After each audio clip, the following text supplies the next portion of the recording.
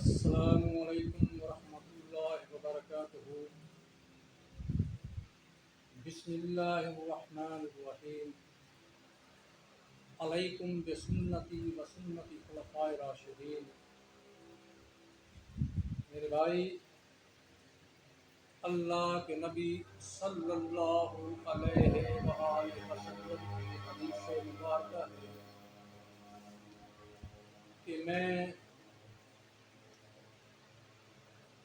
میری سنت اور میرے خلفائے راشدین کی سنت، اس کو لازم پکڑو۔ انشاءاللہ جب تک میرے اور میرے خلفائے راشدین کی سنت کو تھامے رکھو گے، اس کے اوپر قائم دائم رہو گے، گمراہ نہیں ہوگو گے، انسان ہدایت پر رہے گا۔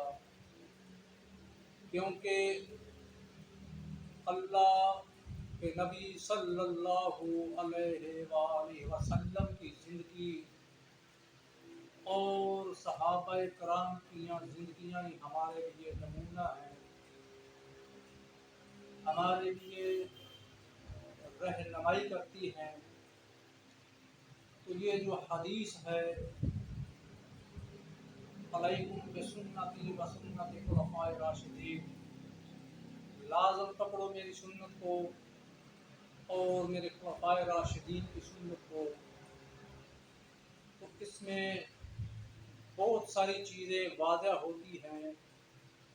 پہلی بات تو یہ ہے کہ اللہ کے نبی کو اپنے خلفائے راشدین کے اوپر کتنا اعتماد ہے، کتنا یقین ہے، کتنا بھروسہ ہے کہ میرے خلفائے راشدین وہ ایسا عمل نہیں کریں گے جو ان کے لیے نقصان دہ ثابت ہو اور میری امت کے لیے نقصان دہ ثابت ہو۔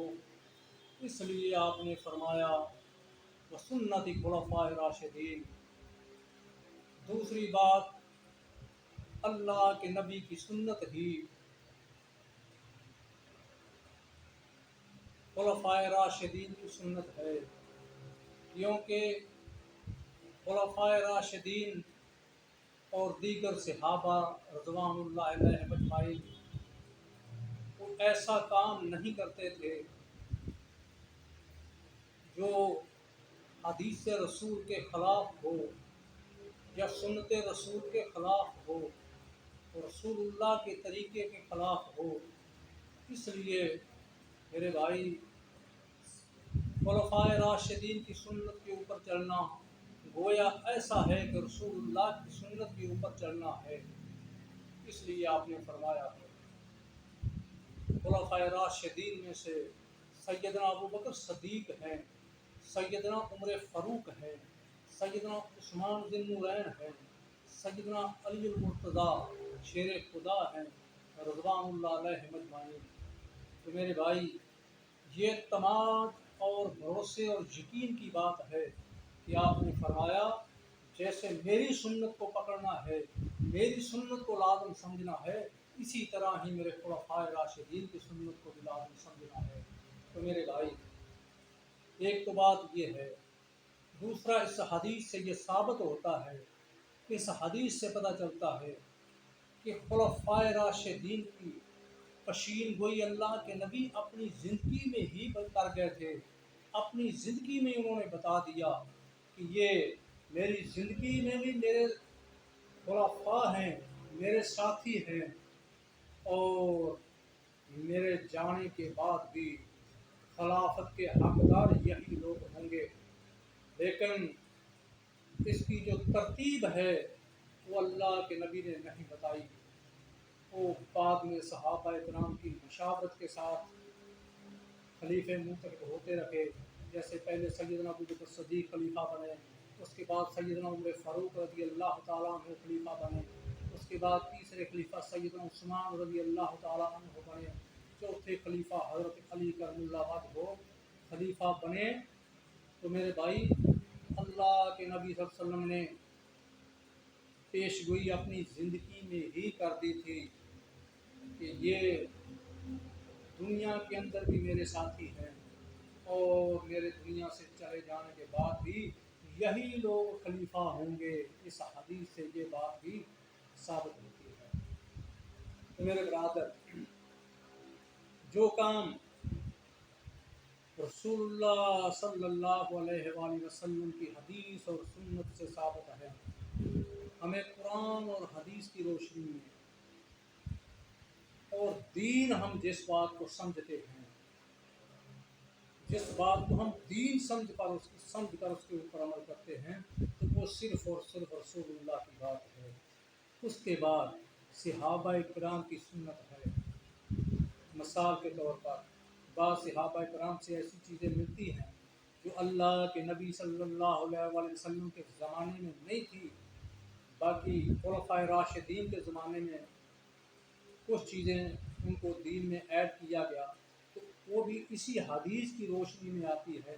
جیسے جمعے کی دوسری اذان سیدنا عثمان رضی اللہ تعالی عنہ کے دور میں شروع ہوئی، اور فجر کی اذان کے اندر جو الفاظ ہیں الصلاۃ خیر من النوم، یہ حضرت عمر رضی اللہ تعالی عنہ نے ان کو اذان کے اندر ایڈ کیا۔ اللہ کے نبی کے دور میں یہ الفاظ نہیں تھے۔ تو میرے بھائی، یہی چیزیں ہیں ہمارے لیے، ہماری رہنمائی اور نجات کے لیے، کہ ہم خلفائے راشدین صحابہ کرام کے نقش قدم پر چلیں، کیونکہ آپ نے فرمایا میرے تمام تر صحابہ ستاروں کی مانند ہیں، کسی ایک کے پیچھے بھی چلو گے تو انشاءاللہ تم کو جنت تک لے جائے گا۔ اور اب بات کرتے ہیں خلفائے راشدین کے اوپر۔ جو لوگوں کا یہ گمان ہے، اس طرح کی باتیں کرتے ہیں، طرح طرح کا پراپیگنڈا کرتے ہیں کہ اللہ کے نبی کی وفات کے بعد میں یہ ہو گیا، وہ ہو گیا، فلاں دین چھوڑ دیا، فلاں یہ ہو گیا، اللہ معاف کرے، میری زبان پہ اجازت نہیں دے رہی اس طرح کا الفاظ کہنے کی، لیکن ان کو اس حدیث کی روشنی میں اپنی صلاح کرنی چاہیے کہ کہیں وہ کل قیامت کے دن اللہ رب العزت کے سامنے کل ان کو شرمندگی کا سامنا نہ کرنا پڑے، اور رسول اللہ کے حوض کوثر کے اوپر جہاں پر چاروں یار موجود ہوں گے، وہاں پر ان کو شرمندگی کا سامنا نہ کرنا پڑے۔ تو اس طرح کا غلط پراپیگنڈا صحابہ کرام کے بارے، خلفائے راشدین کے بارے نہیں کرنا چاہیے۔ ایسے انسانوں کو اللہ کے ہاں توبہ کرنی چاہیے۔ اللہ ہمیں تمام صحابہ کرام، اہل بیت اور جتنے بھی اولیاء کرام نیک لوگ ہیں، سب کی عزت کرنے کی توفیق عطا فرمائے۔ وما توفیقی الا باللہ۔ السلام علیکم۔ چینل کو سبسکرائب ضرور کریں۔ السلام علیکم۔